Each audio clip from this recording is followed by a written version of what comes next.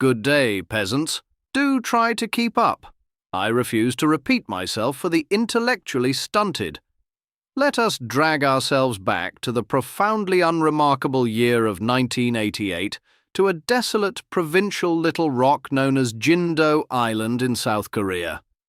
Here we are introduced to the protagonist of our dreary tale, a Jindo dog imaginatively named Baekgu. Do you know what that translates to in your primitive human tongues? White dog. Quite frankly, appalling. The sheer creative bankruptcy of human beings is a spectacle like no otter. It is precisely as if I, a royal white otter of impeccable lineage, were to casually name my servant Bipedal Meat Sack. This agonizingly ordinary canine belonged to an elderly woman named Park Bok-dan. Now, Park lived in a rural fishing and farming village, a setting one might generously describe as possessing rustic charm, but which any creature of my elevated pedigree immediately recognizes as abject, miserable poverty. For 5 agonizing years from 1988 to 1993, this dog and this woman existed in a state of pathetic codependence. One can only assume they bonded over their shared inability to afford a decent portion of fish and chips. The situation deteriorated from mundane to utterly tragic when Park Bok-dan's husband had the absolute audacity to expire, leaving the household in a state of complete financial ruin. Now, any sensible creature, say a highly intelligent aquatic mammal of noble birth, would have anticipated the shifting economic paradigm, perhaps stockpiling resources or optimizing their habitat. But no. These humans simply wallowed in their destitution. The elderly widow found herself utterly incapable of maintaining her meager livelihood, much less feeding a perpetually shedding, spectacularly useless canine. Let us examine the facts, shall we? For half a decade, this animal contributed absolutely nothing to the household's gross domestic product. Did it assemble a rudimentary dial-up modem to connect with the outside world? No. Did it assist in the preparation of a proper English pancake? Certainly not. It merely existed, acting as a relentless drain on resources that were already scarcer than a functioning brain cell in my YouTube comment section. In March of the year 1993, the impoverished widow Park Bok-dan, having finally realized that an endlessly panting, shedding white rug requires actual caloric sustenance, made the only logical, albeit painfully delayed, decision. She sold the beast. Now, let us examine the sheer indignity and mundane nature of this provincial exchange.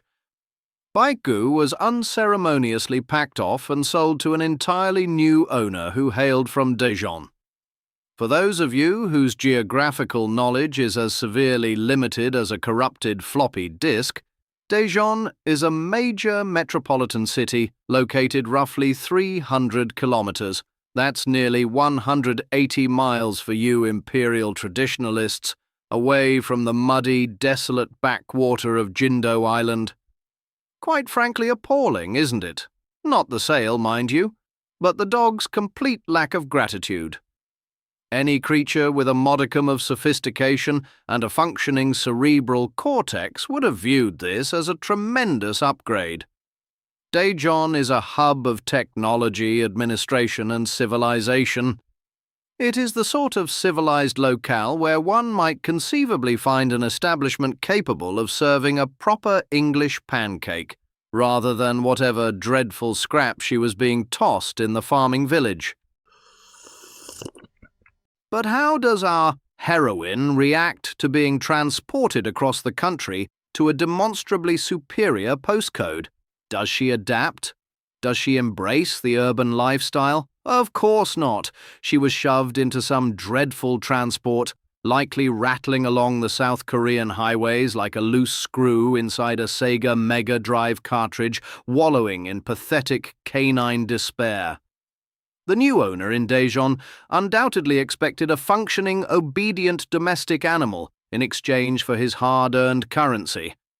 Instead, he purchased a hopelessly rural, unsophisticated creature incapable of recognizing a geographic and social promotion when it was handed to her on a silver platter.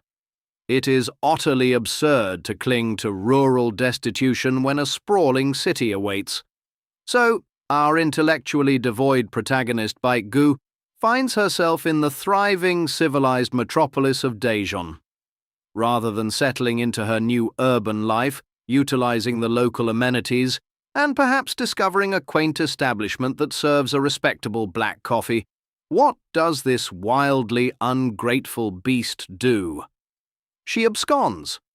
She escapes the confines of her new, perfectly capable owner shortly after her arrival in March of 1993, driven by some primitive, irrational instinct to return to absolute poverty. Quite frankly appalling. Now we must examine the sheer mathematical absurdity of this so-called epic journey.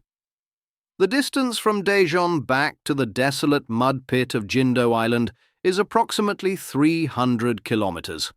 It took this wretched creature 7 agonizing months until October of 1993 to complete the trip.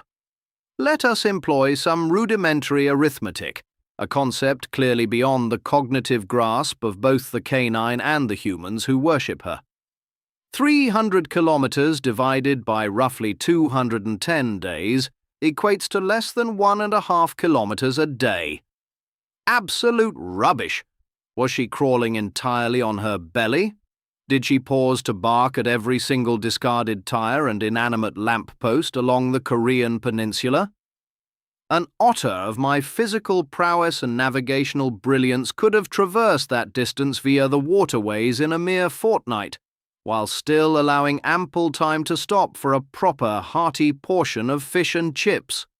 Instead of embracing the geographic upgrade, this shedding simpleton subjected herself to the unforgiving elements, likely dining on discarded, rotting refuse and roadkill instead of a warm English pancake. And for what?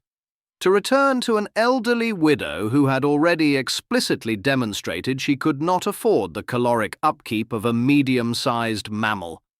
The sheer, unadulterated futility of her loyalty makes my whiskers twitch with disdain.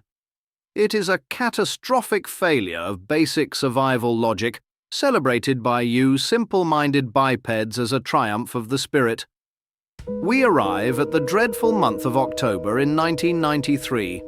After 7 agonizing months of crawling across the Korean peninsula at a pace that would embarrass a lethargic garden snail, Baekgu finally dragged her pitiful carcass back to Jindo Island. Now, human storytellers love to frame this moment with sweeping orchestral music and slow-motion running, but let us deal strictly in biological facts, shall we? This was no triumphant return. The creature that collapsed at the doorstep of Park Bokdan was a grotesque husk, a walking skeleton severely emaciated and hovering precariously on the brink of death.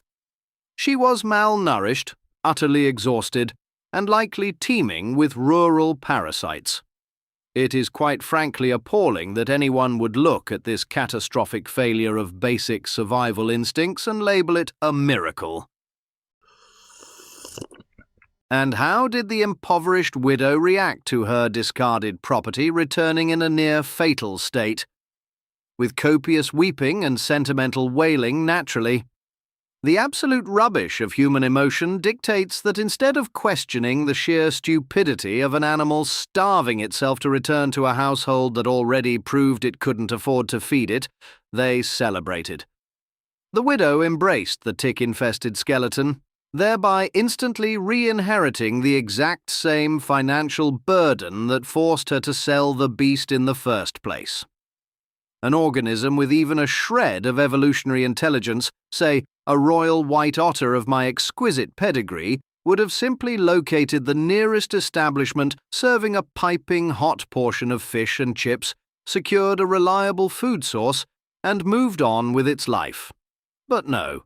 Baekgu chose starvation and agonizing miles of blistered paws, all for the privilege of dying in a mud pit. I am utterly disgusted by the sheer lack of basic caloric management and geographical awareness. So the emaciated creature returns to Jindo Island, and rather than letting the beast quietly recover in well-deserved obscurity, the human populace decided to elevate it to the status of a national hero. The entire country lost its collective primitive mind over a dog that simply walked in a straight line for 7 months. Let us examine the sheer commercial exploitation of this fiasco. In 1994, this geographically inept canine was inexplicably featured in a television commercial for Sambo computers.